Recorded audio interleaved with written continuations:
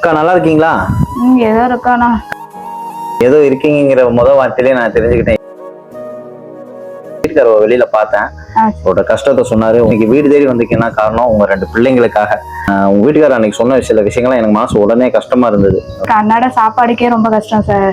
Ration அரிசி தான் sir நாங்க இது பண்றோம். 2 பிள்ளைங்க சார், ஒரு பொண்ணு ஒண்ணு ஒரு ஆண் ஒண்ணு சார். 2 குழந்தைங்களும் குட்டி குட்டி குழந்தைங்க சார். எங்க வீட்டுக்காரர் ஒரு ஆள் வருமானத்தை வச்சுதான் சார் நாங்க இப்போதைக்கு. வந்து கால் முடியாது சார். எதிர ஆஸ்பரா சீட்ல தான் இருக்கும். சரி, அப்ப இங்க ஒரு பாத்ரூம் கட்டி இருக்க வேண்டியதானே? எங்களுக்கு அப்பவே வசதி இல்லை சார். நாங்க அன்றாட உழைக்கிறதே பெரிய விஷயம் சார். எங்க வீட்டுக்காரர் வந்து ஒரு நாளைக்கு 300 ரூபா 400 ரூபா தான் சார். அதுவே வர்றது கஷ்டம் சார். அந்த வந்து சுத்தில காடு இருக்கு பாரு சார். இதுக்குள்ள எப்படிக்கா பாத்ரூம் போறீங்க? அப்பா ரொம்ப கஷ்டமா இருக்கு. வச்சிருவாங்களோ என்னமோன்ற ஒரு பயம் வரும். இருந்தாலும் கடகடன்னு போயிட்டு முள்ளு குத்தும், கல்லு கிடக்கும், ரொம்ப கஷ்டமா இருக்கும் சார். இந்த காடு மாதிரி இருக்கு, இந்த இடத்துக்குள்ள பிள்ளைங்களை வச்சிருக்க ரொம்ப அந்த இதுக்குள்ளதான் சார் போவேன். அதுக்குள்ளதான் சார். இது உங்க இடம் இருக்கு, ஆனா பாத்ரூம் இல்ல. பாத்ரூம் கட்டல சார். அந்த அளவுக்கு எங்களுக்கு வசதி இல்ல சார். நேரம் தான் சார் சாப்பிடுவோம். ஆமா சார். இருக்கிறத வச்சுதான் இது பண்ணிட்டு இருக்கோம். ஆமா சார். ஒரு பாத்ரூம் இல்லாம ரொம்ப கஷ்டமா இருக்கேன். மனைவி மழைலாம் பெஞ்சா ரொம்ப அப்படியே சேரும் சகதியமா இருக்கும் சார். அதுக்குள்ள போயிட்டு வர முடியாது சார்.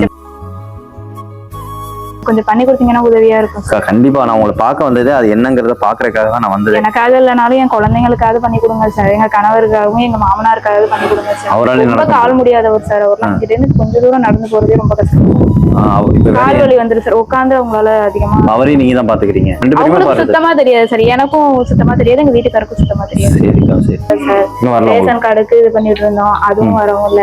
எதுவுமே கிடையாது சார். அன்றாட எங்க வீட்டுக்காரர் உழைக்கிறது தான் சார். அது ஒரு நாள் வரும், ஒரு நாள் வராது சார்.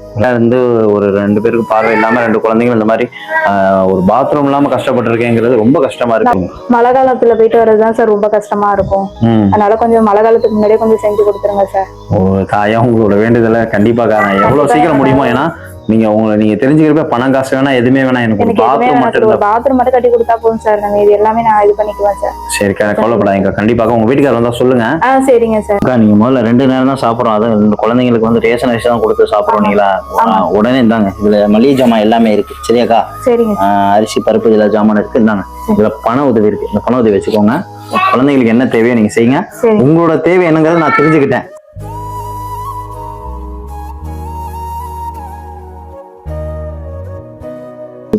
முதல்ல நீங்க வயிறார சாப்பிடுங்க. பிள்ளைங்க 2க்கும் என்ன வேணுமோ கொடுங்க. நான் இருக்கேன், தைரியமா இருங்க. சரியாக்கா? எதை நினைச்சு கவலைப்படாதீங்க. சரிங்க. சந்தோஷமாக்கா?